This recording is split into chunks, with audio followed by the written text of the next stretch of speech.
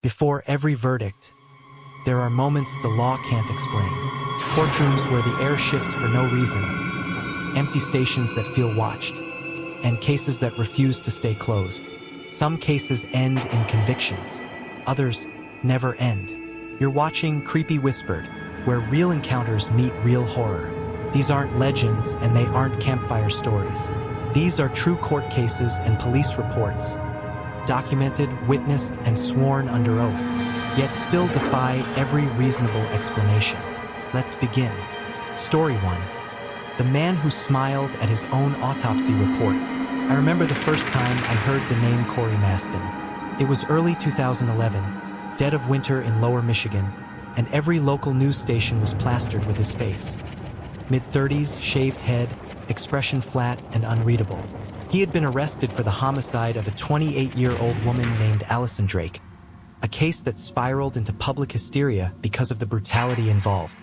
The town wasn't huge, and sensational court cases like this didn't come often. Reporters lined the courthouse steps every morning. People swore they knew someone who knew someone connected to the victim. Rumors spread about Corey's past. He was quiet, lived alone, worked nights at a metal fabrication plant, and never caused trouble. That was the part that unsettled people most. Nobody could understand how a man with no violent record could suddenly snap and commit a crime so horrific. But as the trial began, and I covered the proceedings for the local paper, I realized something even more disturbing. There was something wrong with Corey, not just psychologically or emotionally. Something wrong in a way that made the air in the courtroom feel heavier whenever he walked in. On the first day of testimony, the courtroom felt oddly cold despite the heaters humming. The gallery was full, reporters, family members, curious locals. The fluorescent lights overhead flickered so subtly you could miss it if you weren't paying attention. When Corey entered with the deputies, shackles lightly jangling, everyone went quiet. He didn't look at the judge, the prosecutor, or even his own attorney. He scanned the room, rows of strangers, reporters, spectators. Point one by one, his eyes passed over us, and it felt less like he was identifying faces.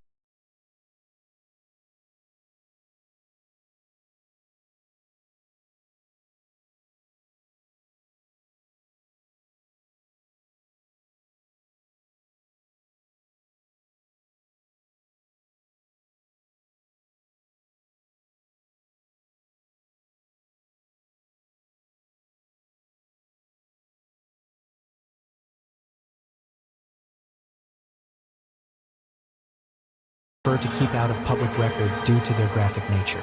One juror gasped, another looked away, but Corey, he began to smile, slowly, broadly, not the grin of a guilty man reveling in his crime, not the smirk of someone trying to intimidate others. The smile was different, precise, controlled, as though someone had placed fingers on either side of his mouth and pulled. His attorney whispered harshly, "Stop, stop doing that," under his breath, but Corey didn't respond. The prosecutor continued, reading details from the coroner's report. As soon as she said the words "deep lacerations across the torso," Corey's smile stretched just a little wider. One juror later said she felt like Corey wasn't smiling at the evidence. He was smiling at something in the room, and several witnesses described the same sensation. When he smiled, they felt watched. Not by Corey, but by something standing behind them.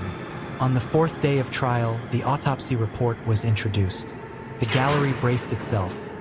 Even reporters stopped typing for a moment. As the medical examiner took the stand and opened the file, something shifted. The lights dimmed. Not entirely, but enough that people murmured about a possible power fluctuation. But the real horror was caught only partially, because at the exact moment the autopsy photos were placed on the projector, the courtroom CCTV feed cut out. 10 full seconds. Total blackout. Every angle. Every camera. No footage recovered. Later, the IT technician swore the system didn't malfunction. It was disabled. During those 10 seconds, chaos rippled silently through the room. People in the gallery reported Corey's face changed. His mouth opened wider than seemed physically natural. His cheeks pulled back to the point the skin stretched unnaturally. One juror fainted and had to be escorted out. 3 others claimed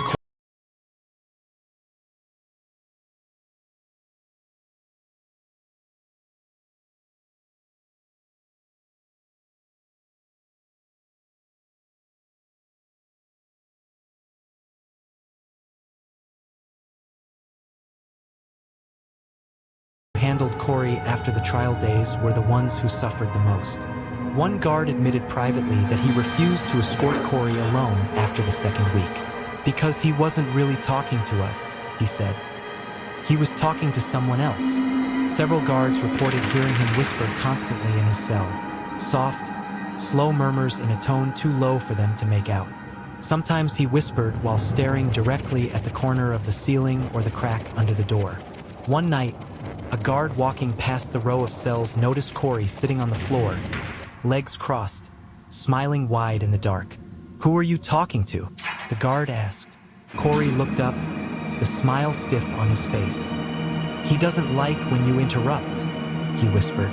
When asked who he was, Corey simply tilted his head, grin widening. "He's right behind you." The guard swore he felt breath on his neck. He quit the next morning. A week later, during a routine check, a different guard discovered something carved into the wall beside Corey's bunk. Deep scratches, done with fingernails or possibly teeth. The message, "I only smile when he is here." The scratches were fresh. Some still had traces of blood on them. The trial ended abruptly when Corey was declared mentally unfit, though no professional could agree why.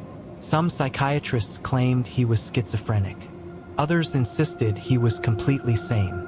One doctor wrote in his evaluation, "His reactions are inconsistent with psychosis, delusion, or any known personality disorder. What we are seeing is unnatural, something external." That doctor refused to testify. He requested the court seal his notes permanently. As for the CCTV blackout, every attempt to analyze the footage resulted in audio corruption and visual distortion. One technician quit after reviewing it, saying he heard a second voice layered under Corey's breathing. Corey never stood trial.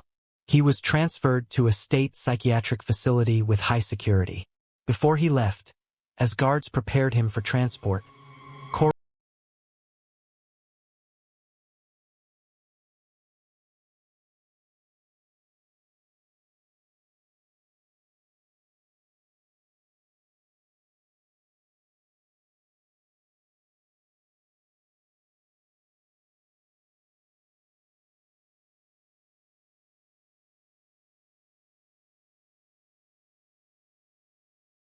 deep into the Appalachian wilderness, where something ancient screams from the tree-line.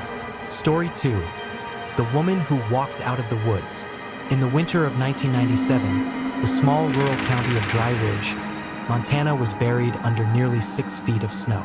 Nights were long, temperatures dropped to brutal negatives, and most people stayed indoors unless they absolutely had to leave. So when the sheriff's department received a missing person report from a camping area deep in the Gallatin Range, during a blizzard, no one could understand why anyone would be out there in the first place. The caller was a man named Paul Redner, who claimed that his girlfriend, Emily Halden, had walked away from their campsite around dusk and never returned. According to him, they were having what he called a relationship discussion, which, when pressed, he admitted was closer to a fight. By the time deputies arrived that night, visibility was nearly zero.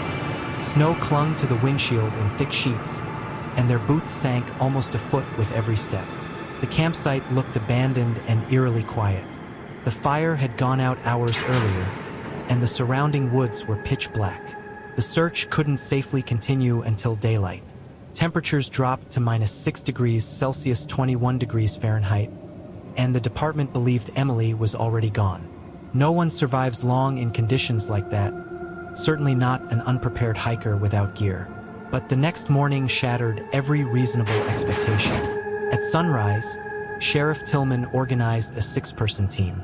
Snowmobiles struggled over the dense drifts, and the wind cut through their winter gear like needles. The surrounding forest loomed like a wall of blackened pine silhouettes.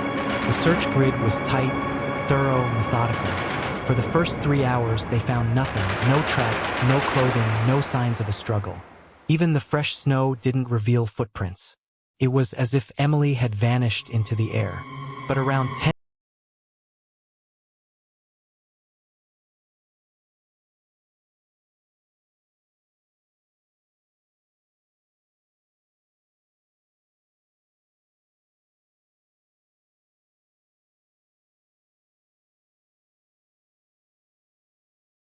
slow, steady rhythm.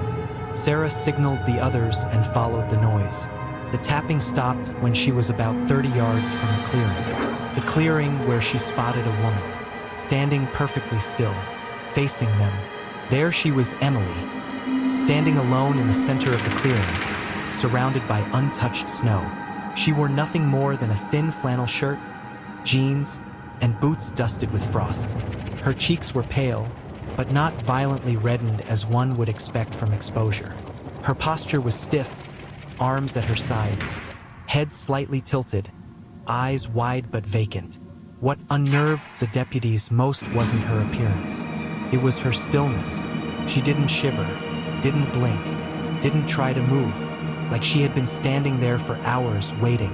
When the sheriff called her name, she didn't respond.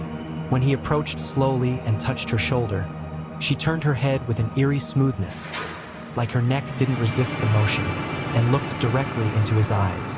Her pupils were dilated, swallowing almost all the color. No fear, no confusion, just emptiness. She was breathing, but barely. Slow, steady, calm.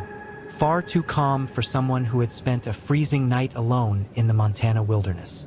Then softly, so softly the mic on the deputy's chest barely picked it up, she whispered, "I think I was gone for a very long time." After that, she didn't speak again. Not a word. The deputies returned her to the trailhead, where an ambulance waited. Emily didn't react to the warming blankets they wrapped her in. She didn't flinch from the stretcher straps. She kept her eyes fixed on the tree line, on something the others couldn't see. When the EMT asked if she had a headache, pain, dizziness, or numbness, she didn't answer. She simply exhaled long and slow, as though she was trying to remember how to breathe. Paul, the boyfriend who had reported her missing, sprinted toward the ambulance when they arrived. He shouted her name repeatedly, crying, begging for her to look at him. She didn't. She looked past him, over his shoulder, into the woods. At the hospital, Emily underwent a full medical evaluation. What doctors found made no sense. No frostbite, no hypothermia, no dehydration, no muscle stiffness despite standing motionless in the cold. Heartbeat steady, core temperature normal. Her body appeared untouched by the freezing conditions. Most unnerving of all, the doctors estimated she had not slept in well over 24 hours, yet showed zero signs of sleep deprivation. Not irritability, not mental confusion, not even the faint trembling your body does when it's exhausted. It was as if she had rested deeply, somewhere. When nurses tried to ask what happened, they all reported the same reaction. Emily stared at them, eyes wide, expression blank, lips slightly parted, as if on the verge of speaking, but no sound came out. Hours stretched into a full day. Paul stayed at her bedside, but she never acknowledged him, just stared past him, toward the window, toward the woods. Disturbing body cam footage. 2 days later, the sheriff's department conducted their routine review of all body cam footage from the search. The footage showed the clearing the moment they saw Emily, the slow approach. But at timestamp 10 hours, 12 minutes, and 43 seconds, Deputy Lang froze the video. "Zoom in," she said. Behind Emily, nearly 50 yards into the tree line, was a shape. Tall, thin, unmoving. At first glance, it looked like just another tree trunk, shadowed and narrow. But when they enhanced the frame, the shape became clearer. It had arms, legs, a head tilted at the exact same angle Emily's had been when they found her. The shape was wearing clothing that looked exactly like Emily's. Same flannel pattern, same boots, same silhouette, but it was too tall, at least a foot taller than she was. And it wasn't moving, not breathing, not swaying. not shifting with the wind, just watching. When the deputies checked the following frames, the figure didn't step back or walk away. It simply wasn't there anymore. Gone between frames. Instantly,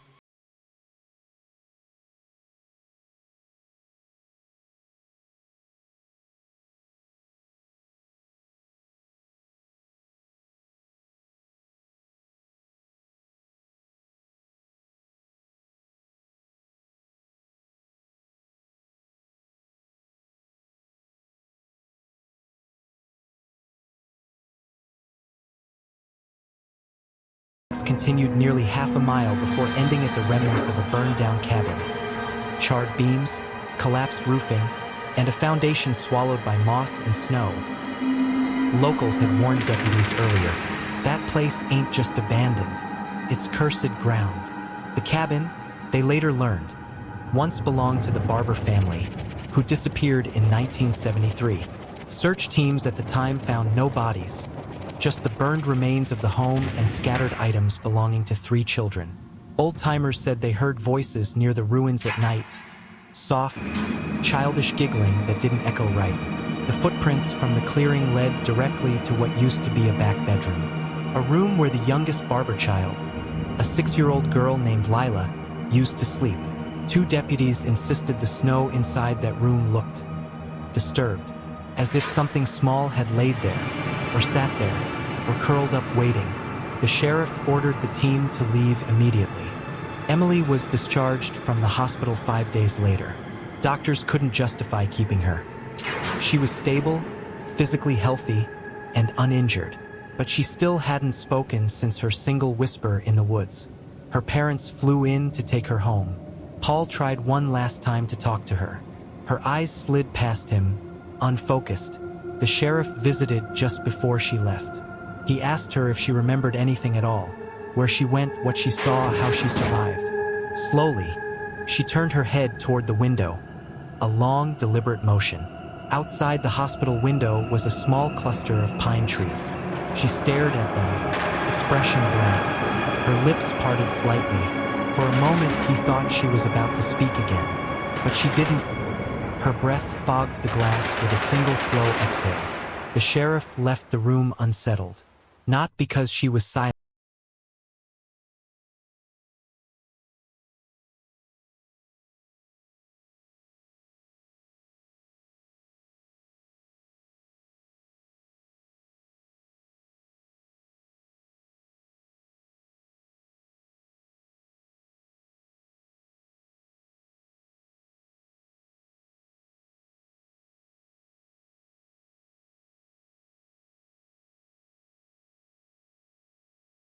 Sometimes smiling, sometimes motionless.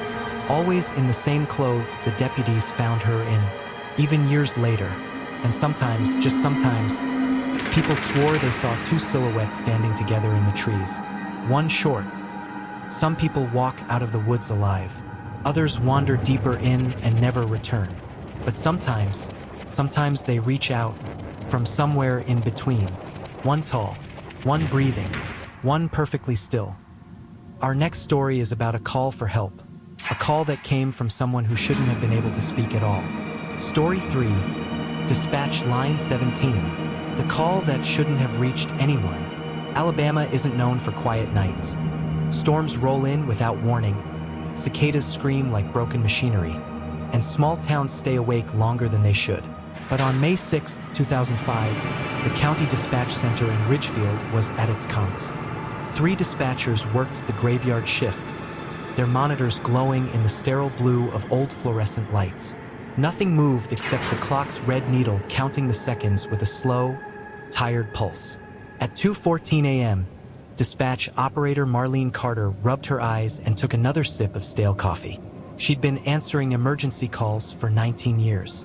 She had heard every kind of panic: drunk arguments, tornado alerts, heart attacks, and the occasional prank call. But that night, as the storms hovered far off the coast and the town slept without wind or thunder, she almost wished something would happen. Something normal, something explainable. The phone line blinked.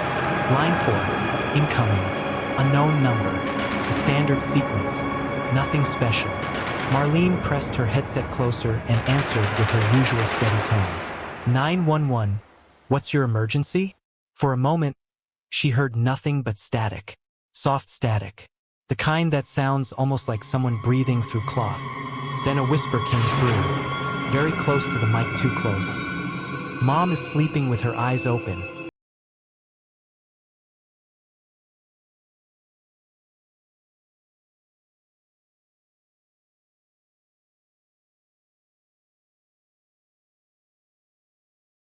Are always frantic, always crying, always unsure. This voice was steady, monotone, and barely human in how cold it sounded. Marlene spoke gently. Sweetie, can you tell me your name? A few seconds of silence. Then, she won't wake up. The whisper grew faint, almost like it was being pulled backward in the room he was speaking from. Marlene tried another approach. Are you in your house? Can you tell me your address? Silence. Is someone else there with you? Silence. Can you tell me if your mom is breathing? The line crackled. The boy whispered again, a bit slower this time. She's sleeping with her eyes open. Marlene typed rapidly, marking it as a potential medical emergency. The boy sounded calm, but the situation didn't. She initiated a trace on the call. Standard procedure. While waiting for the location to populate, she kept trying to engage him. Honey, I'm sending officers to help you. Can you tell me your mom's name? Or your name? No answer, but the static changed pitch like a mechanical hum rising and falling. The boy spoke once more, and Marlene swore the words didn't sound human at all. Please come. Then the line went dead. When the trace results finally appeared, Marlene frowned at her screen. Source: 14308 Winder Court. Status: disconnected residential landline. Disconnected? She double-checked. Yes, the service to that house had been terminated years ago. Still, protocol required officers to be dispatched. 2 deputies, Ramirez and Cole, arrived on scene around 2:27 a.m. The house was dark. No cars in the driveway. The windows dusty. The grass overgrown. The structure looked hollow, neglected, and long abandoned. County Dispatch, this is Deputy Ramirez. We're at the location. House looks vacant.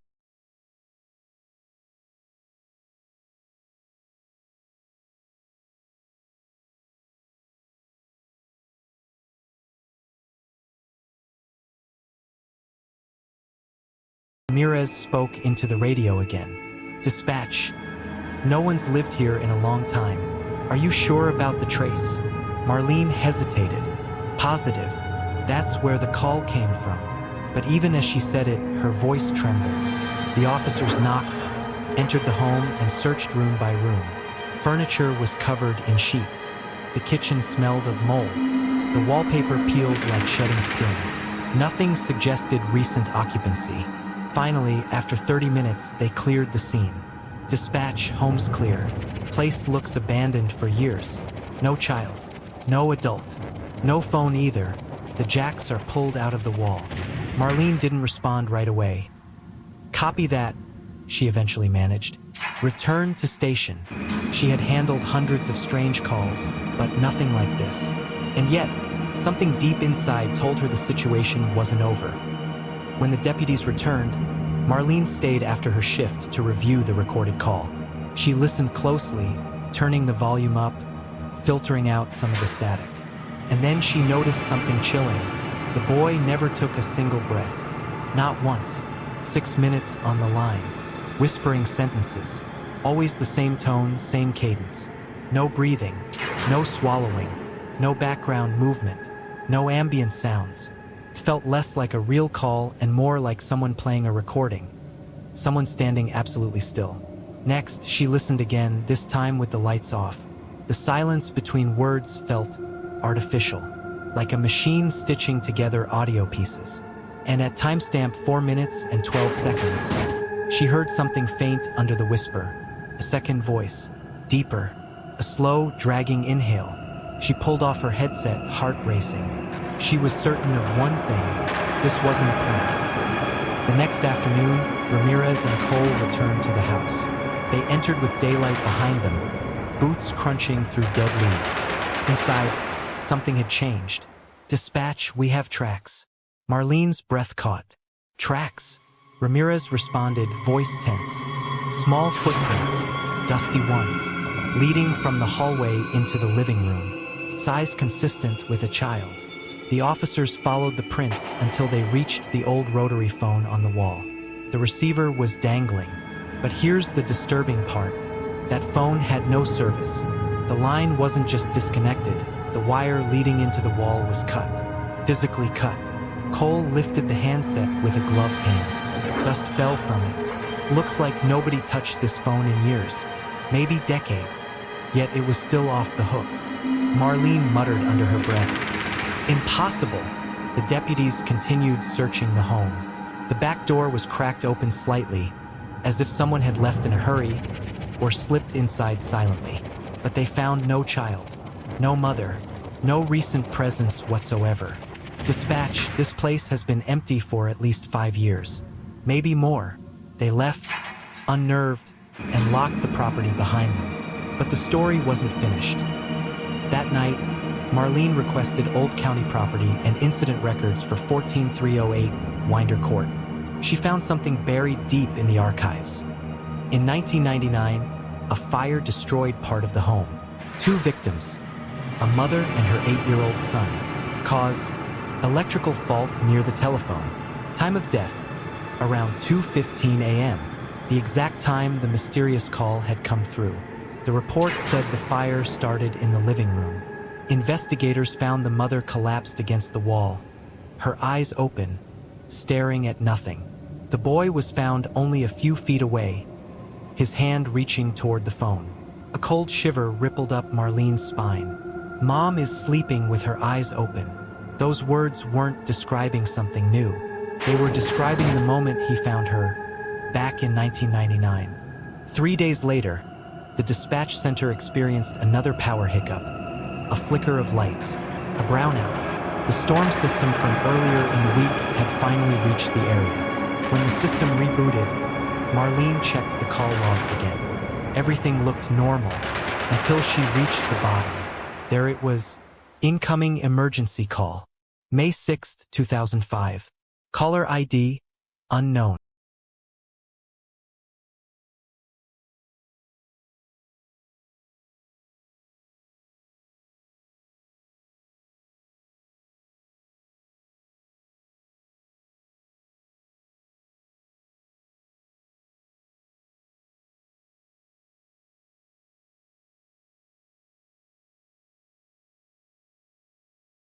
Swallowed by the hum of the servers and the flickering lights overhead.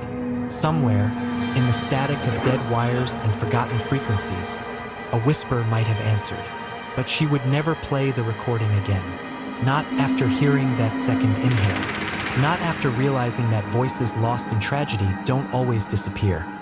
Sometimes they wait, suspended in the places where they last needed help. And sometimes, they find a way to call again.